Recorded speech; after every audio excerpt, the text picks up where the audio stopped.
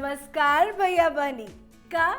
का हाल बा भैया? हमरा के तो बहुत सर्दी जुकाम भ गइल बा, फिर भी हम मस्त बानी, ठीक बानी और एक बार फिर से लेकर आ गइल बानी यूपी विधानसभा चुनाव पर स्पेशल शो खेला होई। भैया जैसे जैसे चुनाव नजदीक आवता वैसे वैसे यूपी के दंगल में चुनावी खेला खूब चलता।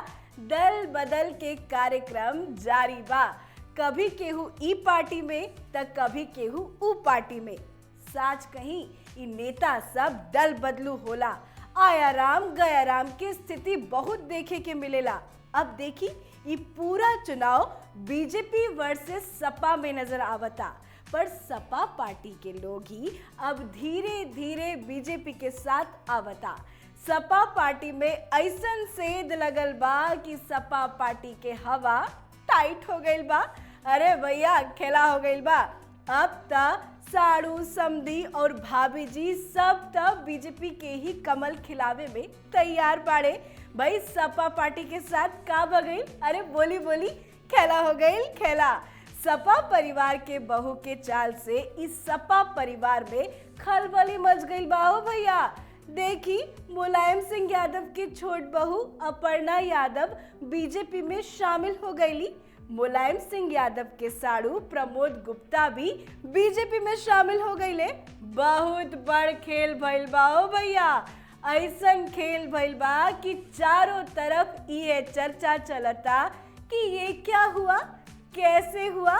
पर हम बताई इस सब के भी पता चल गइल बा कि बीजेपी जैसन पार्टी कोनो पार्टी नहीं के। भाई बीजेपी से टक्कर लिहल काफी मुश्किल बा।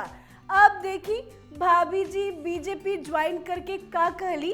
भाभी जी कहली कि उनकर खातिर राष्ट्र सबसे पहले बा, राष्ट्र धर्म उनकर खातिर सबसे ज्यादा जरूरी बा और प्रधानमंत्री नरेंद्र मोदी के विचार से वो काफी प्रभावित बाड़ी।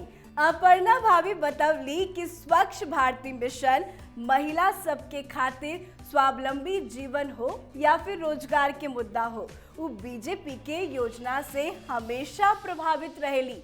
बीजेपी के यह बड़ बड़ योजना सबके देख के अपर्णा भाभी बीजेपी ज्वाइन कर लेली। एक बात तबा भैया, बीजेपी के सरकार में इतना योजना बनल बा कि उस सब योजना सब के बारे में कोनो पार्टी कबो ना सोच ले रहलस।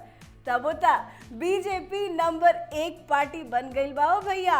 अब देखी यही से ही परिवार के पार्टी, अरे मतलब समाजवादी पार्टी के लोग अब बीजेपी के साथ जुड़ल जाता।